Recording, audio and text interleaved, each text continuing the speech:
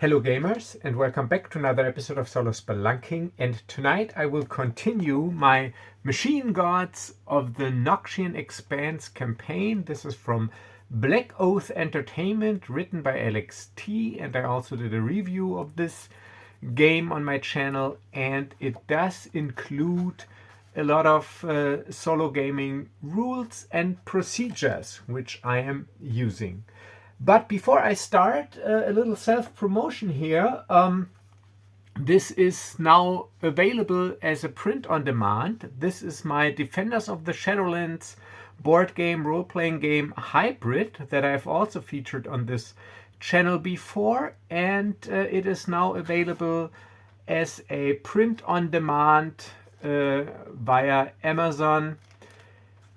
And yeah, so I am starting slowly to make all my major drive-through RPG releases. So not those little 1, 2, 3, 4 sheet things, but my major things like Defenders of the Shadowlands and my frameworks and everything, slowly available if you want it as POD via Amazon.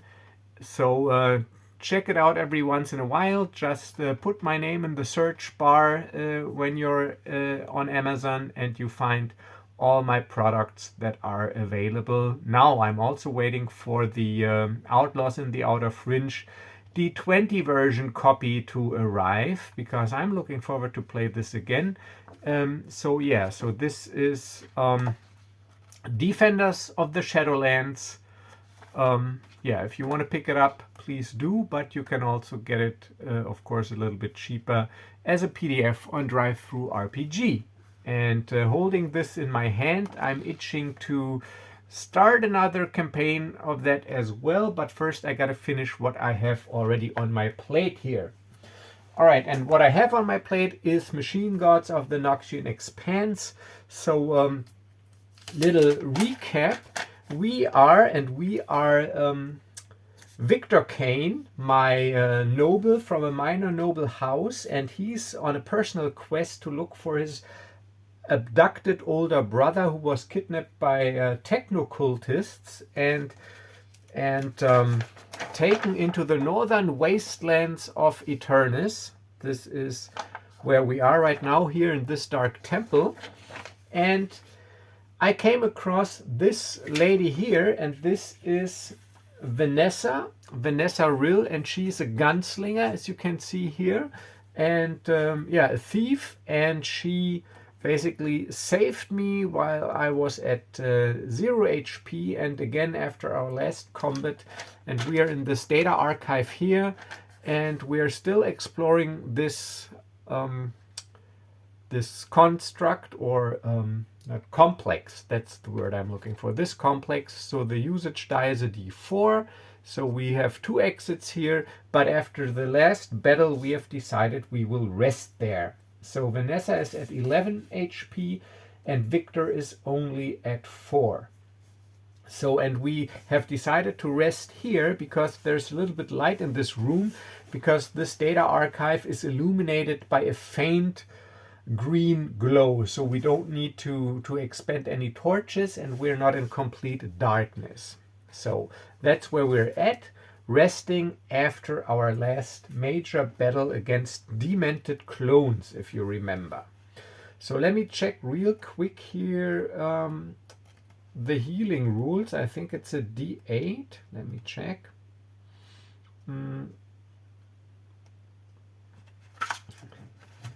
How to play here. Death and healing. After meal and a full night's rest, yeah, regain lost health equal to a D8 plus con modifier. Sadly, none of us has a con modifier, but we do get a D8. So, but first let's see and roll if there's something happening, like a wandering monster, and I'm going by the usual 1 in 6 chance for a wandering monster, using my dice tower here. So let's fingers crossed that there's no encounter. 1 in 6. 6, no, only on a 1. So lucky. So yeah, we make a a little bit of small talk. So Victor, he, or I say to Vanessa, well, you've been around the Wasteland quite a bit. You're sure you haven't seen anything that gave you an indication that there's some sort of cult or anything at work? Any clue where I might look next? And she goes, noble boy, I'm afraid not. Actually, let's see. So D6 decider on a 4 plus. 4 plus, she might give me a clue, because I'm not sure if I've determined this last time. So 4 plus. No. 2. Okay. So she says, no, sorry. If I've come across anything that I found suspicious, like a traveling group that might have been cultists, I went into hiding. So I didn't chase them. I didn't scout anything out. I decided to avoid any possible contact, just to keep it safe. Yeah, all right, I see. So it's only you looking for your brother, huh? So no army, no squad of henchmen. What's up, noble boy? Not enough money? And I go, could you please stop calling me noble boy? My name is Victor. Yeah, sure thing. Okay, Victor. Thank you. No, our house is a minor house. We don't have much to our name except our title. So nobody, I gotta admit, nobody really cared about my brother being abducted, and we certainly don't have the funds to pay for an expedition or to fund an expedition. But I don't need an expedition. I can do it myself. Yeah, with my help. Don't forget, you owe me. I've already expended my precious medical supplies saving your noble skin. Yeah. I got the feeling that you won't stop reminding me. Yeah. Okay, so we spent the night, and she goes, well, I'll take first watch. You need to rest. Yeah, you're right. So we already determined no encounter, so she's taking first watch. Let's see how much HP I regenerate. 1d8. Please give me a good roll. 5. Okay, that's not too bad. So I am back at 9 HP. I had 4 and now I'm at 9 HP. And Vanessa, she's got the purple die, so it's my watch now. She regenerates 6. All right, and she's at 11, so now she's at 17. That's not bad. 17 out of 22, and I'm at 9 out of 22. So I'm not in that good shape. Okay, so we don't really know if it's the next morning because we're indoors and this is all illuminated green. But when we feel well rested, we also each eat a ration. So, and I got to do so. Vanessa, she's at 9 rations now, and I'm at 6. And last time I said that I gave her an ammunition usage die. So after every combat, when she shot with her weapon, I'm rolling her usage die. It's a d12, and if it's gone, I'm out of ammo. All right, so usage die ammo. Lucky 8. Okay, so usage die ammo stays at a d12. Okay, so Victor, I say, well, we got 2 doors here. Which one do you prefer? And she goes, let fate decide. Flip a coin.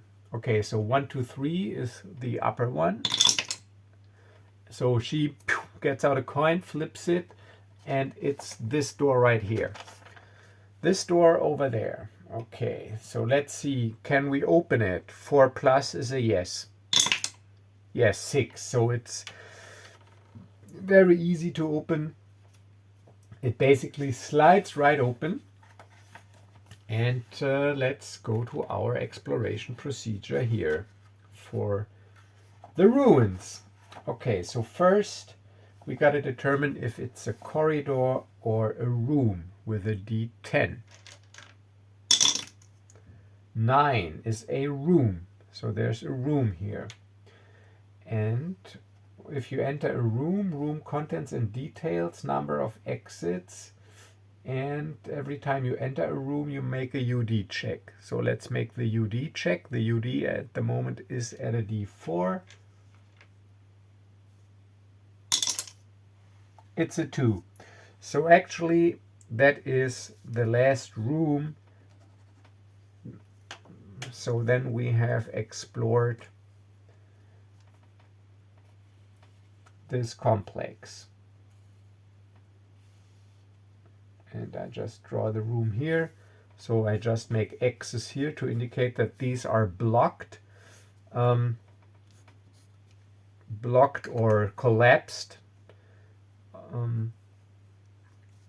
So that's the last accessible room of this structure here. So I drew this room there. So it's a room. So room content and the details. And rune, let's say rune encounter first on a 1, 2, 3. Yes, there is an encounter, but also exits. We don't need exits because it's the last room. Room content and detail. Room content is a D6. 6. That is an other feature. Use the other features table. Feature D6. 3. Fresco. I don't know what that is. I don't know why I got, and I don't have a dictionary here to look it up, so let's just say it's a shrine or idol. That makes, because I know what that is. All right, so a shrine or idol, and let's see if it has an effect. Feature effect. 6. Greed causing. The PCs are exclusively motivated by greed during the next 24 hours. Okay. Interesting. Okay. So a greed causing idol. Okay. And an encounter. And what else do we need to determine? Room details to learn more. Verb. Room details. 46. That is divert. Okay. 76. 76. Divert disaster. Okay. Divert a disaster. I gotta think about this for a while. But there's a greed inducing idol. And now the encounter.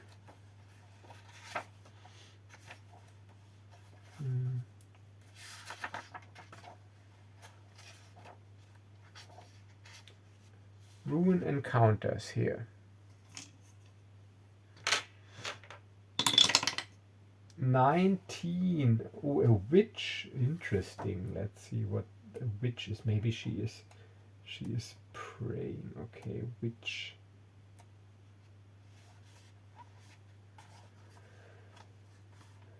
Okay, so it's a human driven mad by technological communion. 1 and health 12 per player character. Damn, special attack hex.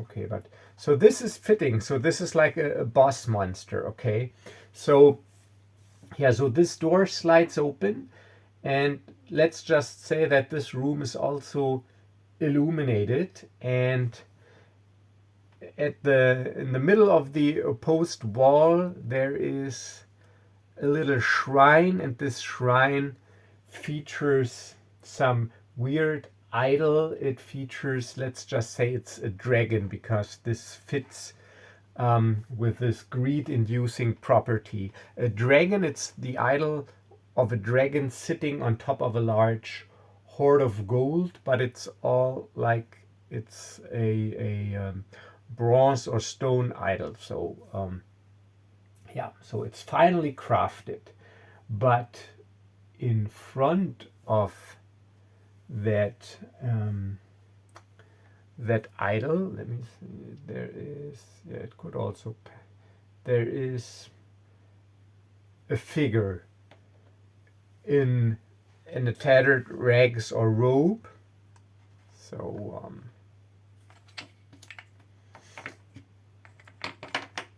let's just say this is where we came in, and there is this idol, like so. Let me check the camera. Yeah.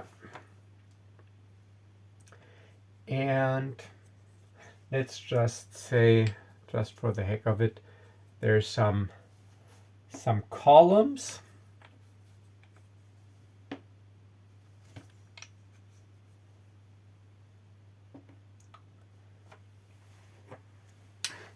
Ah, you know what? Divert disaster. Okay, now, so, and here, so this was also the place where they had to, yeah, basically to prevent this dragon that is worshipped there to attack this temple. But that was a while ago. That was the place where they had to also do those sacrifices and sacrifice gold to this dragon. Yeah, let's just say that. Yeah, let's just say that there's also next to the idol, there are two doors leading out of the compound, and these doors, yeah, they lead out into the wilderness, and this is like into a larger area, and this is where they had to bring the gold that was then collected by the dragon to spare this temple. But it's been a while ago. So yeah, and this witch, it's, there's a figure there in tattered rags, a female silhouette, and yeah, as the door slides open, let's check if she notices us. 4+. Doesn't count, gotta go through the truth. No, so she is in deep thought, or in some sort of meditation or whatever. So yeah, so let me say hit points. She's got 24 because it's 12, and attack is average, and so an average attack, so 11 to 14. Let's just say it is defend is 12, and her AC, no, her attack is 12, and her defense rating is also average, so it's also 12. Okay. But she's got some nasty attacks. Damn. Okay. So, but she hasn't seen us yet. I don't know. Maybe we should go someplace else. Yeah. But maybe, or let's address her. Yeah. So let me hide here. So Vanessa, she hides behind this column, getting her gun ready to maybe like do a surprise attack, and I'm sneaking up on her, sort of. I got my rapier drawn, and I address the witch. Hello there. And slowly This witch turns, and as she turns, I can see it's like an old hag, tattered rags, and her skin is wrinkled, and her and frail and pale, and she has only few black rotten teeth left. And she goes, "Ah, fresh blood. That is good. Are you here to sacrifice yourself, to offer yourself as a sacrifice?" And Victor says, "No, not really. I'm looking for my brother. You didn't happen to see a group of, I don't know, techno-cultists or something come through here with a prisoner in their tow?" "Oh no, there hasn't been anybody here in a while. But now you are there. And I'm yearning for your youth." And with that, she pulls a wicked-looking dagger out of or from underneath her tattered rags and moves step closer a little. And I move a little bit backward and go, "No, I guess you got the wrong guy." "Ah, I don't think so." And then she does her special attack, and she makes a gesture with her hand and makes a hex. So I must pass an average, and average, I said it. Usually it's 14, but I think that's pretty tough. So I'm setting it at 12. So I put 11 to 14 in parentheses. Let's just say like 12. Okay. So willpower, which is wisdom, because I'm using the standard D20 sheet here. So I don't have a bonus and I don't get advantage. So let's see. 18. Ha! But I managed to resist. So she makes a gesture with her hands, and I can feel my mind numbing a little, and I can feel my limbs getting heavy. But I'm like, no, I concentrate and I fight it. No, I must fight it. And then I attack. So let's just say that was her action, her turn, her special attack. So now I move forward and I attack with my rapier.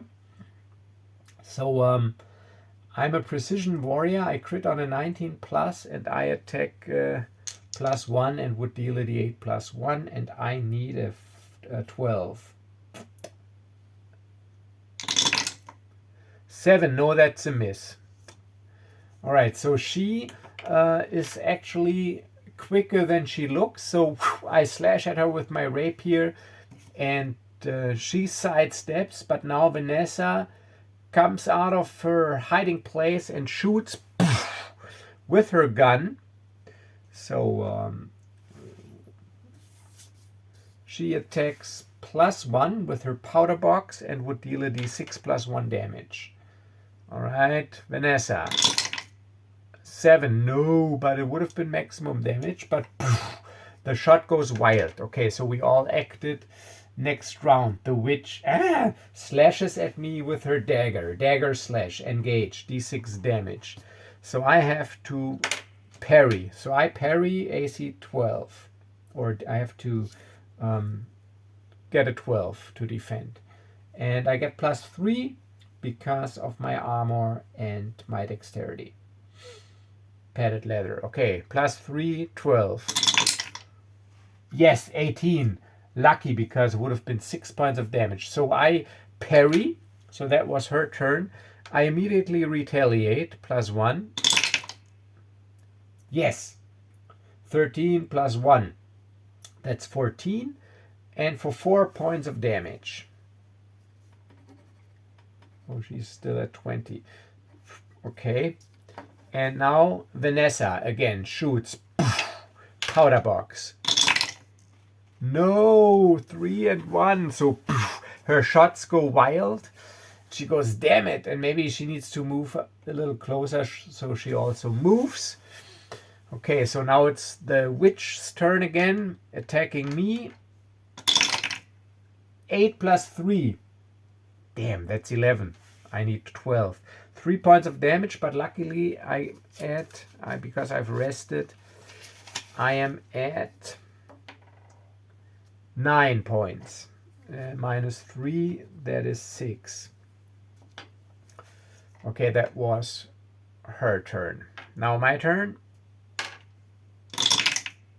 Yes! 13 and maximum damage 9. So she's at 11. And now Vanessa. 11 plus 1, that's 12. That's on the spot, but only 2 points of damage. All right, so she's at 9. Single digits, however. Okay, but now she retaliates and does her dagger slash.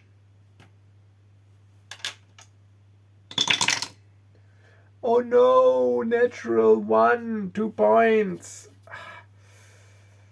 I'm at 4 hit points, so that would probably be a crit, but I'm giving myself a little leeway here. Okay, so my turn. 8, no. Vanessa. 10, no. Plus 1 is 11, so the bullet hits the column there. And now the witch. Oh, come on, dodge.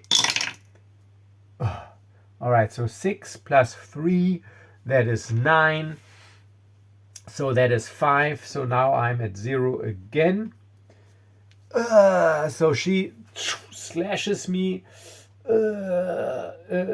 across the gut. And I go down. But now Vanessa. So that was her turn. Oh, not again! Vanessa goes and shoots. No, 5 and 2. Now the witch moves up and attacks with the dagger, and Vanessa evades, sidesteps. Yes, she does. 11, but because she's also at plus 3 defense, so lucky. And now she moves back a little to get some room to shoot. Oh no, a 2. The witch, she moves up. I need to dodge. Yes, lucky. Whew. So let's just say I dodge over here, shoot again. Yes, 14 and 4. So she's at 5 HP. Maybe I still manage to get out of that here. Okay, but now the witch attacks. I'll dodge. No, I don't dodge, and that's 5 points of damage. I'm at 12 HP, but still double digits. Okay, so now I retaliate. So I move back a little. Yes, but only 2 points of damage. She's at 3. And again. Yes, 15. Okay, so I dodge. And my turn. Oh no, 4. I miss. So I've dodged. I miss. She moves up. No, lucky. Okay, so I don't defend, but only 1 point of damage. Okay, so my turn. Move over here. Shoot. No, it's a 4. Again. Dodge. Yes, lucky, I dodge. Again, shoot. So, yes, 12. That's 13. That's enough for 6. So that takes her out. So, lucky me. So I dance around her, shoot. A couple of shots go wild, but couple of shots hit her, and the last shot straight in the face.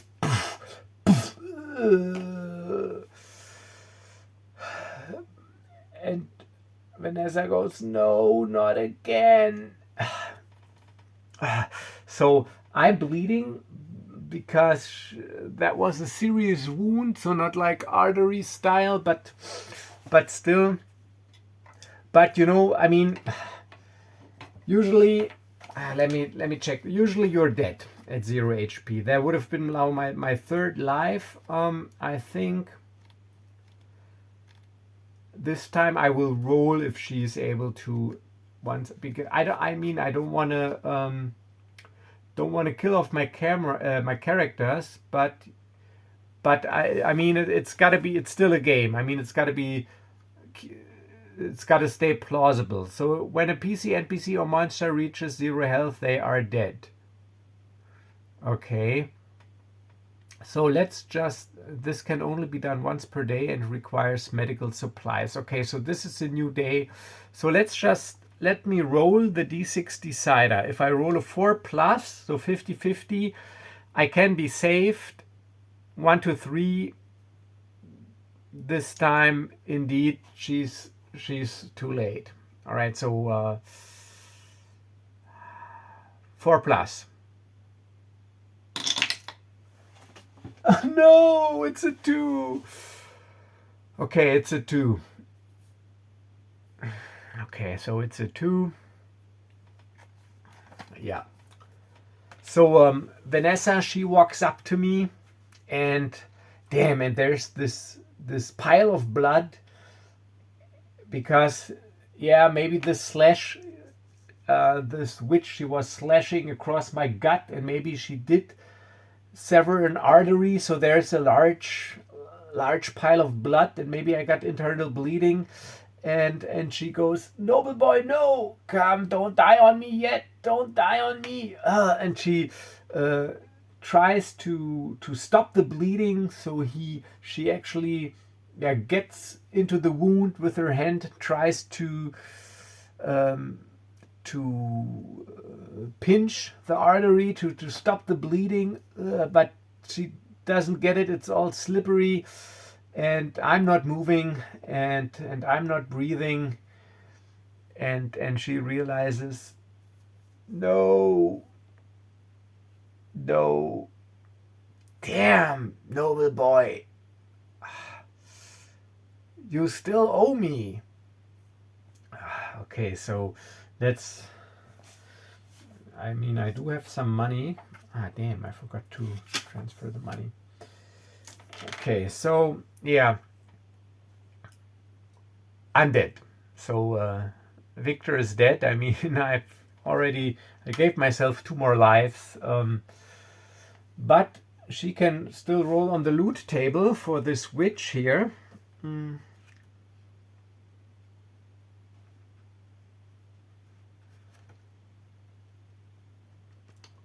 Where is or salvage? It's the salvage table. Spoils, scavenging. Yeah, I can roll on the scavenging table. Roll a d20. 8. That is random armor. That's great. So actually, I don't care for that. So let's see, a d10. A 4. Ooh, half plate, but that might be worth something. Okay. Half plate. Let's see. Armor. Half. Ooh, 4,000 is half plate. Damn, that's expensive. Okay. So maybe it's not that bad. So she looks around, and actually in this corner there's a skeleton, a dead body of a probably former warrior, and this warrior, he wears half plate armor.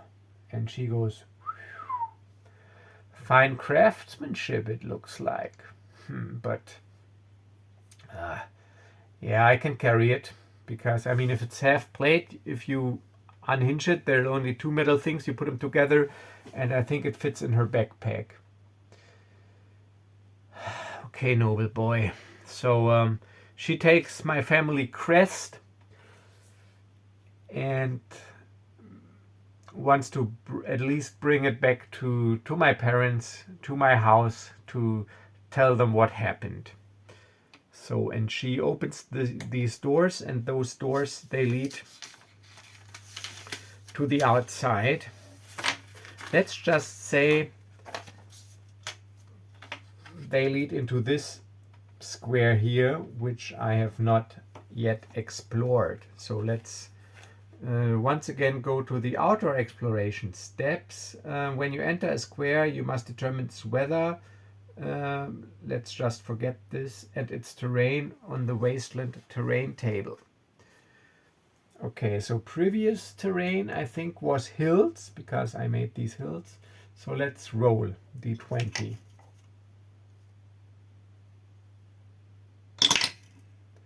$18. So previous square is hills, and I rolled 18. Oh, forest, interesting. Okay, so that leads out into a clearing in the forest. Let's make my little forest tree symbols here.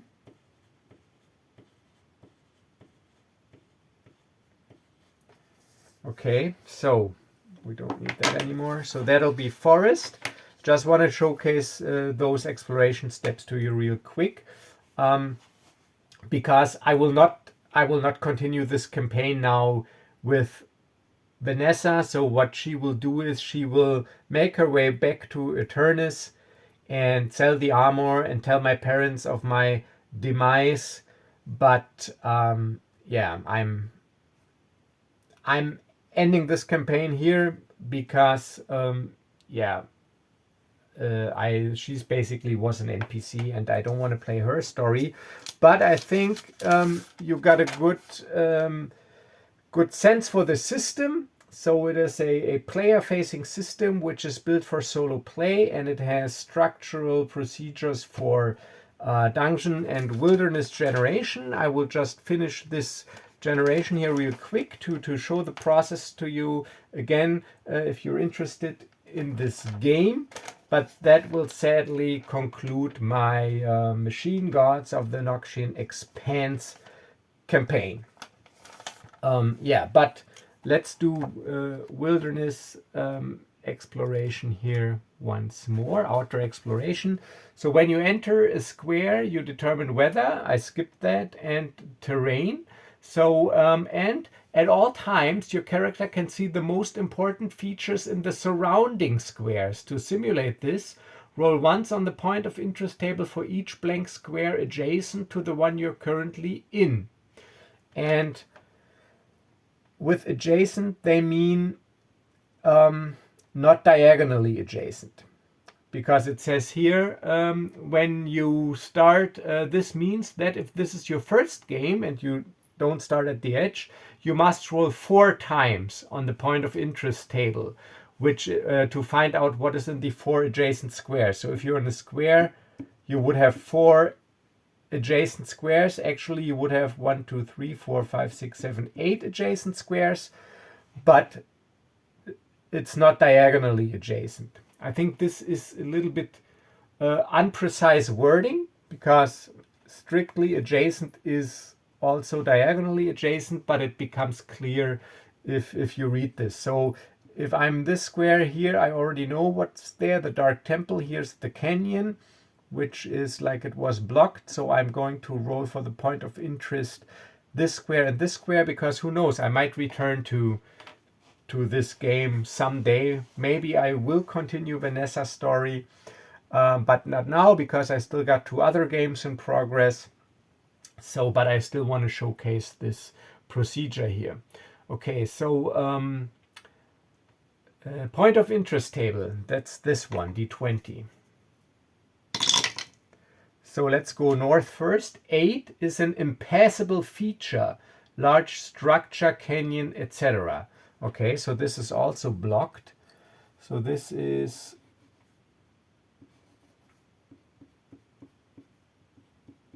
also blocked, canyon. But I still got this one here.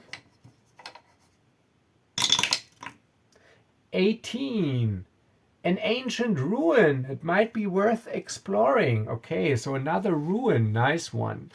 So you could do another exploration. So let's see, a ruin.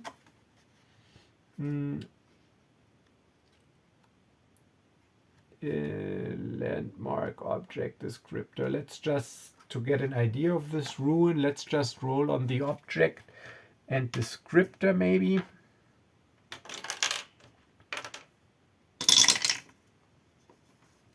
$75. A pile, okay. And 14. Erratic pile. Okay, so erratic pile. So I got, so let's just, okay, so a ruin. And my ruin or symbol will be this, just a erratic pile. So let's just say it is a small cubical object, and let's just say it was sort of, I don't know this, but in the days of the technology, this was like a weather control facility. And because erratic, I had this picture in my mind of like erratic static and weather, so it's gone haywire. So let's just make you some flash here. So this is a cubical smaller complex, which was a weather control station that has gone haywire, or the AI that runs it, and there are erratic weather patterns around this facility, very strange. So dark clouds, lightning, pouring rain, actually interesting.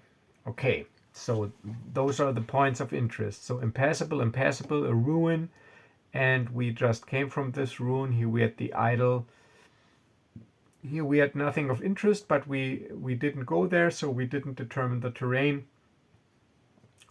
Yeah, so this is how this outer exploration works. Okay, so even though I'm dead now, I still hope you enjoyed this short series. And yeah, well, OSR games are known for their deadliness. I mean, I've given myself a leeway. I didn't even use the special attacks of the monsters. Yeah, but it's got to be somewhat believable, I think. Otherwise, we wouldn't need the dice. And as my friend John from Sharp Mountain Games always says, you got to honor the failed roll. And as I used to say, and I got this from an essay, always give yourself a chance to fail when playing solo. Okay, so this concludes this campaign. I still hope you had fun and you enjoyed it. And thanks for being here. Thanks for your support. Please don't forget to like, subscribe, and do all this YouTube stuff. Until next time, stay safe and stay healthy. Bye-bye.